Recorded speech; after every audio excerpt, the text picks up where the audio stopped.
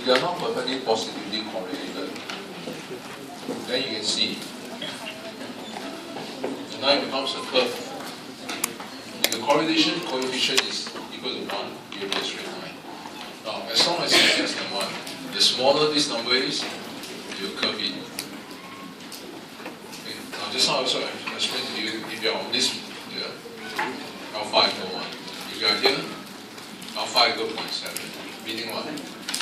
Your portfolio consists of 70% of stock A, 30% B.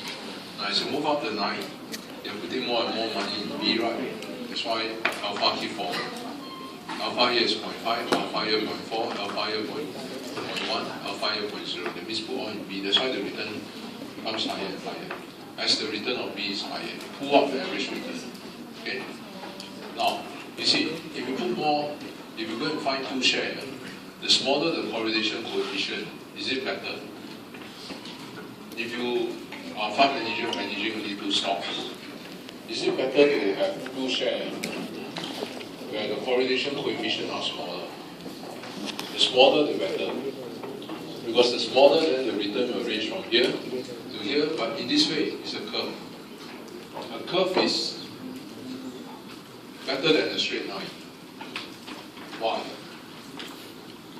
How come a curve is better than a straight line? You can see for yourself. For the same return, if it's a straight line, the risk is here. But if it's a curve, the risk is lower. So for the same return, the risk is lower. Right? So the risk of the portfolio is lower for the same return. So that's why a curve is better. Or you can also look at it the other way. For the same risk, a straight line, the return is here. A curve, the return is higher. Right? So for the same risk, the return is higher. So therefore, if the line is a curve, it dominates the straight line. Right? Everything is better than a straight line. Because the return, for the same risk, the return is higher.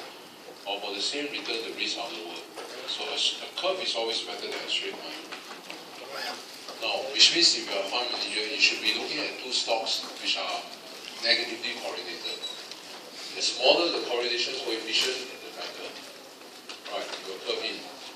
As I said before, those curves that curve in are superior to those which are further out. Now, in finance theory, of course, if you can find 2 stocks, as small as possible, the smallest you can go is this, perfectly negatively correlated. Then you will not only curve, you will curve until where? Until here. The 2 stocks are perfectly negatively correlated. That means what? If one share go up by 10%, SIA go up by 10%, Capital Corp fell by 10%. Then in that case, you can see that all your risk can be diversified away. And lock in the gain of guaranteed return here, and how much risk? 0 risk. Okay, so that's the essence of finance theory, that you should not have to worry about risk. By buying 2 shares which are perfectly negatively correlated, you can actually diversify away all your risk. Alright. So the thing is, of course, it's very difficult to find 2 companies that are perfectly negatively correlated. Right. For example, if you buy oil company, oil refinery, oil company, now producers of oil company, they'll be very rich if the price of oil go up. So those companies will make a lot of money, right? You can see last time when the price of oil went up so much, Shell, BP, Esso, you look at the refinery margin, suddenly shoot up so much, and they earn big time profit. But when the price of oil goes up, what type of share will fall? NOL, you see all the shipping counter, they are not performing well anymore, right? Because close to 30% of the cost comes from oil price. And so they have a problem, right? SIA, highly reliant on oil also, might have a problem. Because 30% of the cost structure comes from the price of oil. And so, of course, you can hedge. Nowadays, you have oil futures, you can hedge. But sometimes you might hedge in the wrong direction. Right? The price of oil may not go up, in fact come down, you lose on hedging, but nevertheless you can hedge. So you can see that if you can buy 2 shares which are perfectly negatively correlated, you can remove all your risks and have a guaranteed dividend. But these are all dreams, because in real life you will never have it. You can never find two shares that are perfectly negatively correlated in such a way that this share go up by 10%, the other share come down by 10%. You can never find. Right? So this is an ideal world in this one. But if you could try to find two counters which are perfectly negatively correlated, but we cannot find, so we just find the closest proxy to that. Okay? So that's why the portfolio theory becomes famous, because it helps people to be able to get a high return and yet reduce risk. Understand? Now, of course, if you are a fund manager, the more share you buy, the better. You will diversify almost all your risk, right? Having a basket of all shares. But we also know there's a limitation.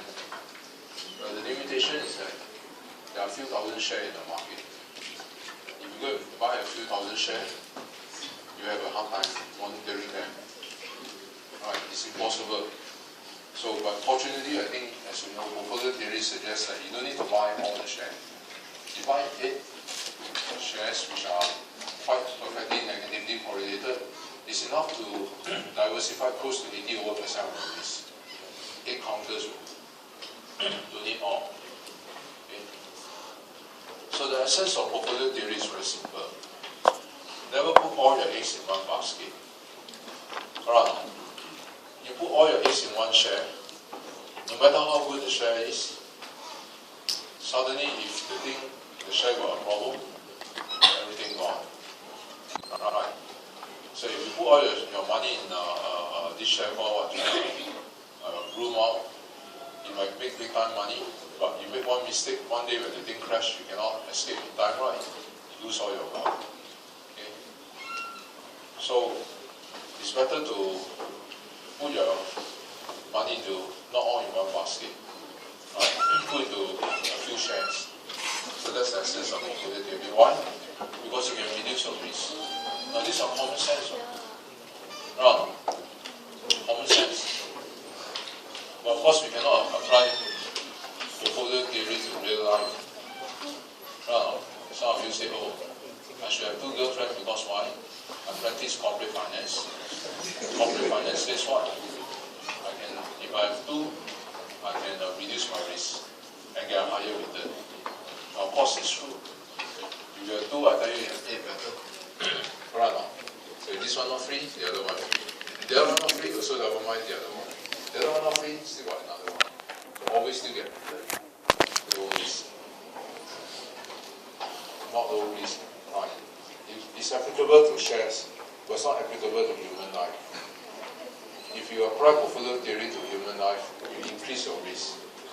You reduce your risk. The risk of being murdered.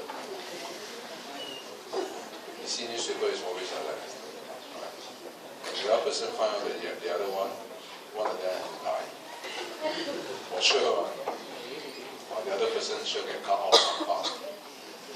That's for sure. So your risk is actually high. Okay, but anyway, in finance, we do that. In real life, ideally, that's the case, but it's very difficult to execute. Right. Okay, now, if you see these 2 portfolios, will you buy a portfolio of stock A and B or stock A and C? Which one will you buy? Which will you prefer? Stock A and B or stock A and C? Which is a better portfolio? Which one is further in? This one, right? The curve more in. So this is a portfolio A and B strictly dominates A and C. A and C is being dominated by A and B, this portfolio. You can see for the same return, the risk is lower for stock A and B than to buy a portfolio of A and C. Right? Or for the same method, for the same risk, the return is higher for a portfolio of A and B. Therefore, having a portfolio of stock A and B dominates the portfolio of share stock A and C.